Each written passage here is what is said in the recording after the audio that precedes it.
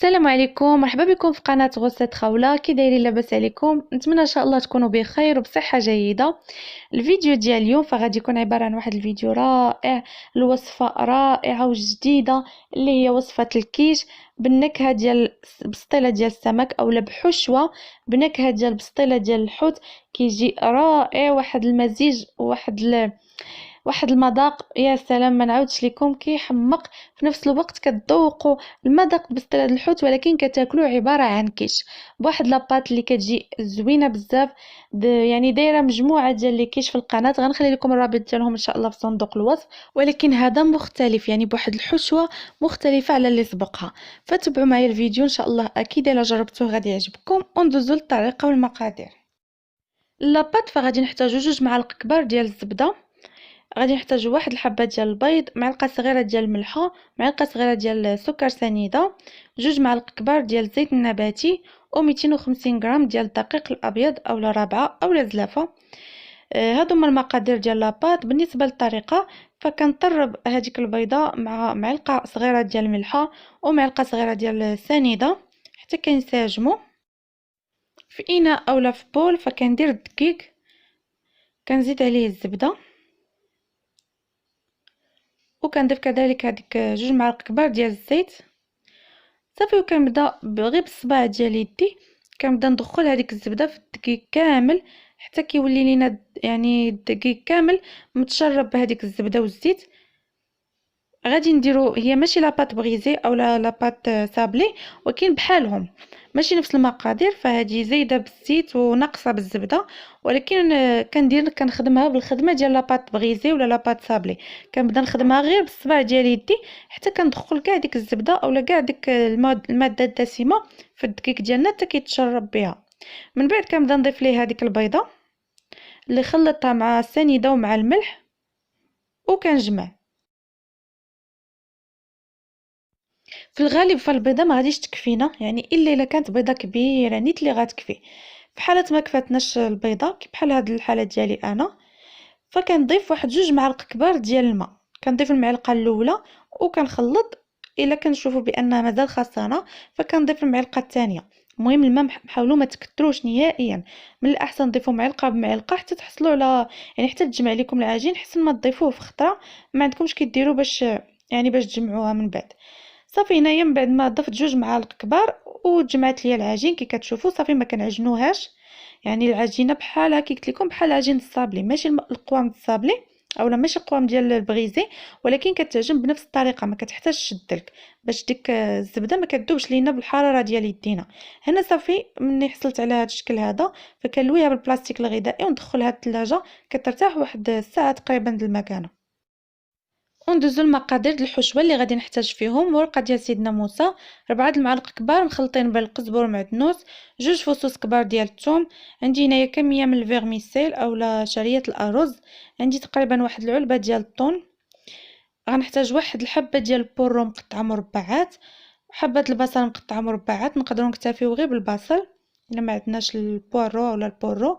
غادي نحتاج كذلك هنا عندي واحد الزلافه ديال الحوت الابيض، فيلي اي نوع كان متوفر عندكم ممكن تضيفوه وممكن تستغناو عليه ماشي مشكل، ممكن نضيفوا بلاصتو الكروفيت اولا الكالامار اولا سيبيا اولا نستغناو عليهم ونكتفيو غير بالطون، راه كتجي حتى هي زوينه.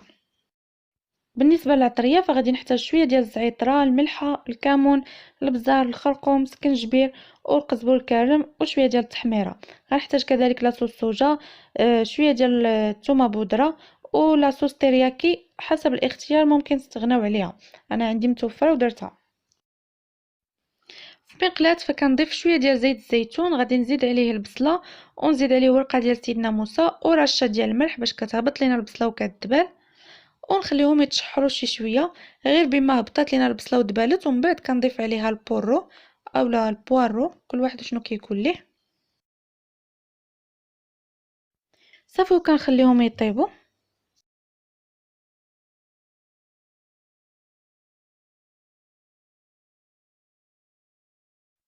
كنزيد واحد الرشه ديال البزار صافي. هنا من بعد ما كيطيبوا لينا وكيتشحروا مزيان كنحيدهم من المقلاة وكنحتفظ بنفس المقلاة غادي نطيب فيها يعني باقي المكونات.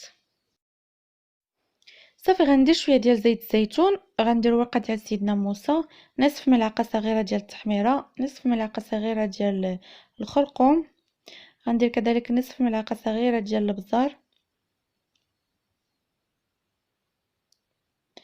عصير ديال الحامض. ما عرفتش واش صورت لكم في المقادير، الا ما صورتش سمحوا لي، فراه غادي نحتاج عصير ديال الحامضه. غندير هنا نصف الكميه، وغنخلي نصف الكميه اللي غادي نطيب فيها يعني هذه الفيرميسيل. صافي هنايا غادي نخلط العطريه وغادي نضيف عليهم الحوت اولا السمك اولا الفيلي. المهم نتوما شوفوا شنو اللي بغيتو ديروا. كي قلت لكم بغيت ديروا السمك، بغيتو ديروا كروفيت، بغيت ديروا كالامار، اللي يعجبكم اللي كان متوفر عندكم. غندير كذلك رشه ديال السكنجبير، قزبر كارم، ورشه ديال الكمون، واكيد الملح حسب الذوق. وهنايا عندي شويه ديال الزعتره اولا ممكن تضيفوا الزعتر، بالي بانه الزيت ناقص شويه فزدتو شويه ديال الزيت. ضفت كذلك واحد الفص ديال الثوم، فالثومه ما ضفتهاش من الاول باش ما تحرقش ليا، خليتها يعني حتى يعني حتى درت الحوت.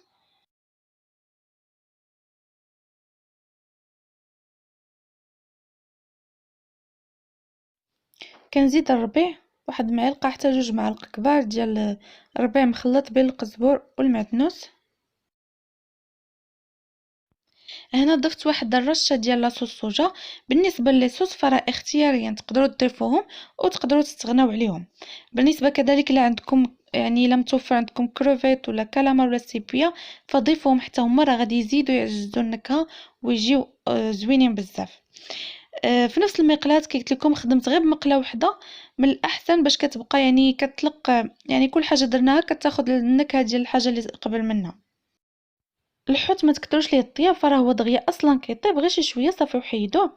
كي قلت لكم هنا في نفس المقلاة فدرت شويه ديال الزبده، درت نفس العطريه اللي درت في السمك فعاودتها يعني التحميره، البزار، شويه سكنجبير، قزبر الكرم، واحد رشه د الكمون، الحامض، الملحه، الثومه، ولكن هنايا غادي طيبتهم في شويه ديال الزبده. وزدت كذلك الثومه بودره. لاصوص ترياكي كي قلت لكم فراه اختياريه، لا متوفره ما متوفراش بلاش، لا هي ولا لاصوص صوجا. وورقه ديال سيدنا موسى، وخلطت هاد المكونات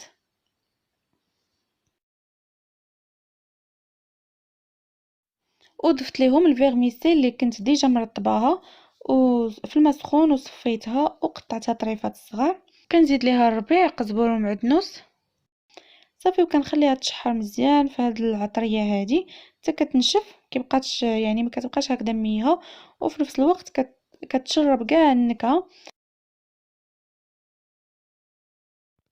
من بعد ما كطيب لينا المكونات كلها فكنضيف عليها هذيك المعلقه ديال الربيع اللي بقات لينا، كنزيد الطون، كناخذ واحد شويه ديال الزيتون خضر كنقطعو طريفات صغار، وكناخذ واحد الحامضه مرقده اولا حامضه مصيره كنقطعها حتى هي طريفات صغار الا كانت صغيره، ولا كانت كبيره فكناخذ غير نصف حامضه.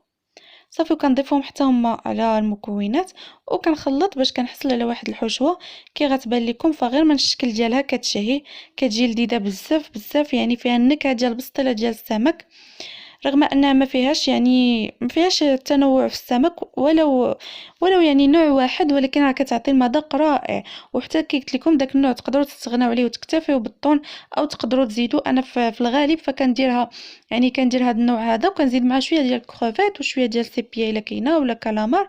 دابا ما متوفرينش عندي فاكتفيت غير بالنوع واحد ديال السمك، وما نعاودش لكم كتجي رائعه. هانتوما كتشوفوا كي كتبان.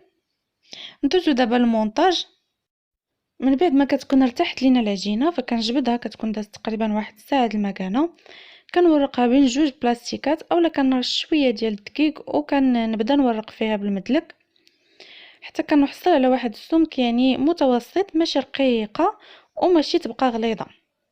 فما نعاودش لكم هاد العجينه كتجي رائعه، يعني كتجي زوينه بزاف. انا مبقيتش كنستعمل العجين البغيزي اولا العجين المكسر في الكيش، فكندير يا اما هاد العجينه يا اما العجينه اللي ما فيهاش الزبده اللي فيها الفرماج. ديجا دايرها لكم في القناه، غنخلي لكم الرابط ديالها في صندوق الوصف، اللي نجحت بزاف الصراحه وعجبت بزاف ديال الناس وحازت على اعلى نسبه مشاهده عندي في القناه. فحتى هي قلت لكم الفيديو غادي نخلي لكم في صندوق الوصف، حتى هي كتجي زوينه، تقدروا تختاروا يا هذيك يا هذه، فراه بجوجهم رائعين.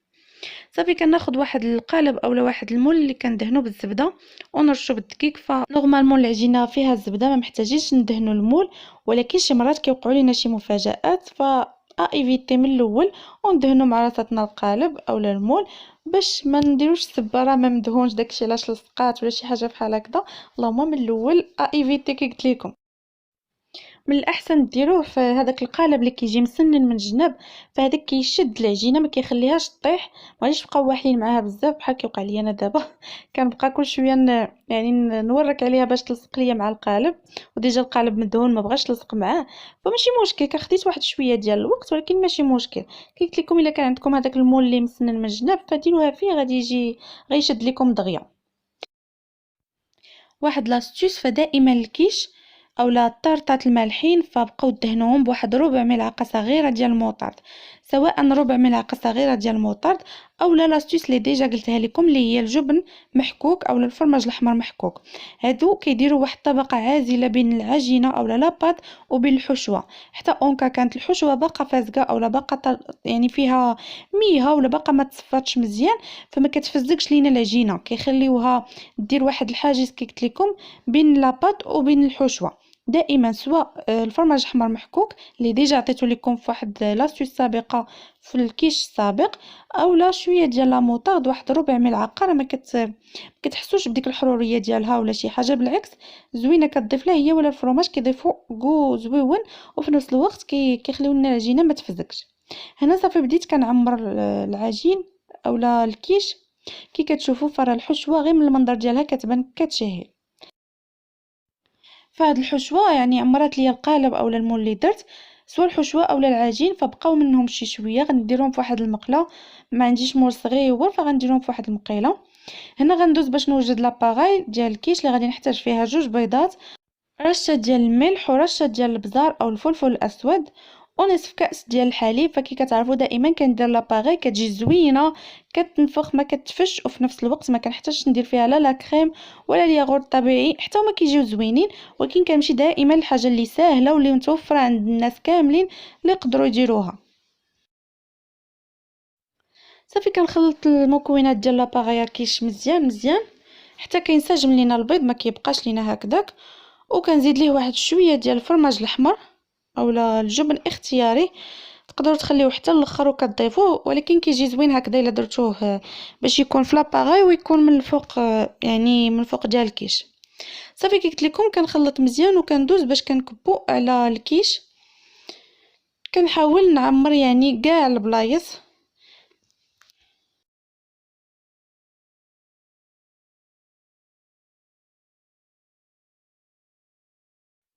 كنرش من الفوق بالفرماج احمر اولا باي نوع ديال الجبن اولا الفرماج كان متوفر عندكم. صافي وكيكون واجد باش يدخل الفران، كنكون مسخنه الفران من قبل بدرجه حراره 180 درجه، كنشعل ليه حتى كيطيب من التحت، من بعد كنشعل ليه الفوق باش كيتحمر. كي كتشوفوا هذه هي يعني البقايا اللي بقاو ليا ديال العجين وديال الحشوه.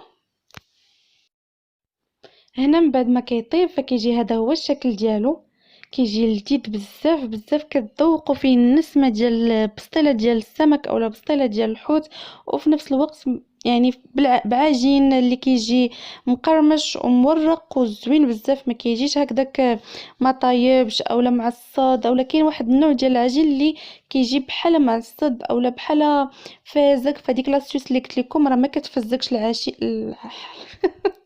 مشات ليا العجين عفوا.